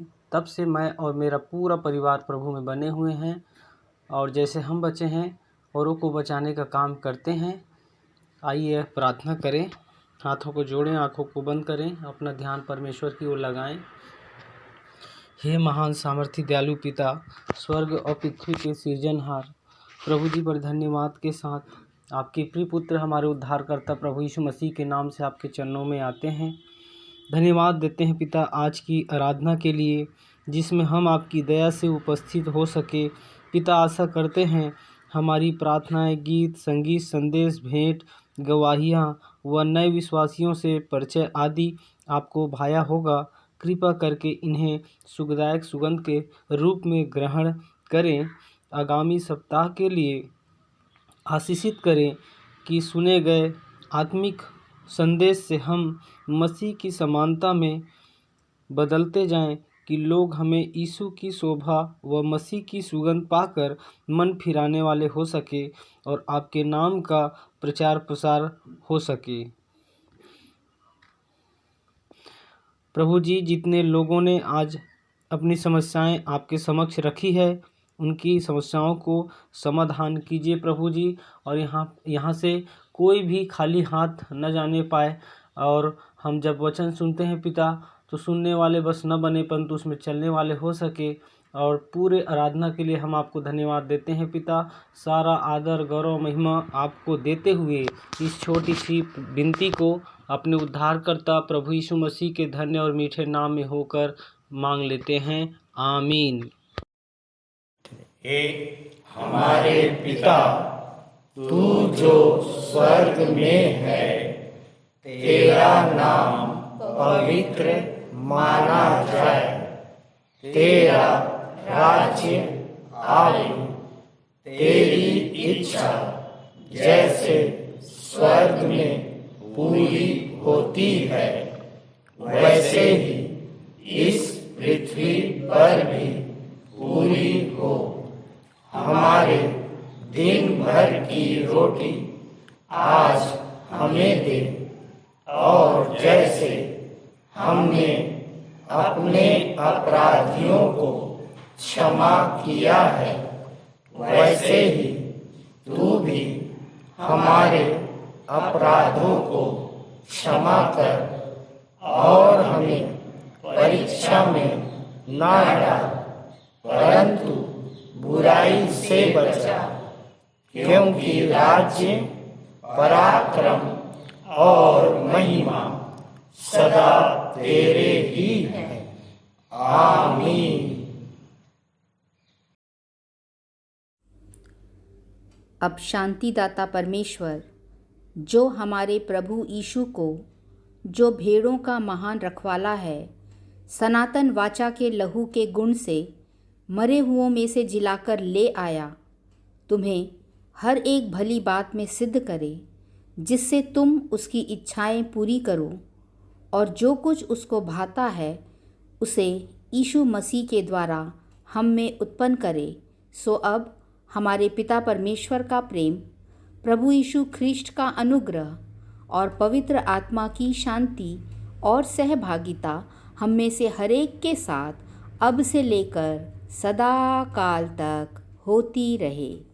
आमीन।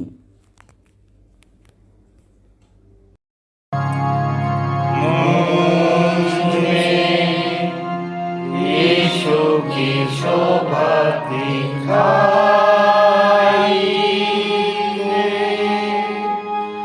उसका अद्भुत प्यारा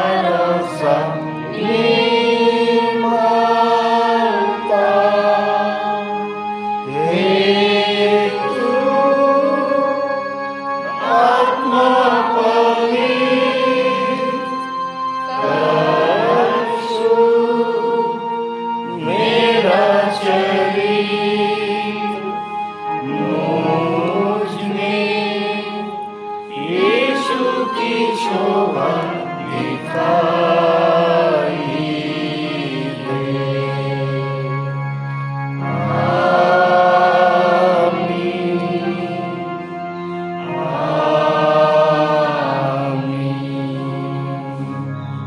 सबको जय मसीह की। जय मसीह की।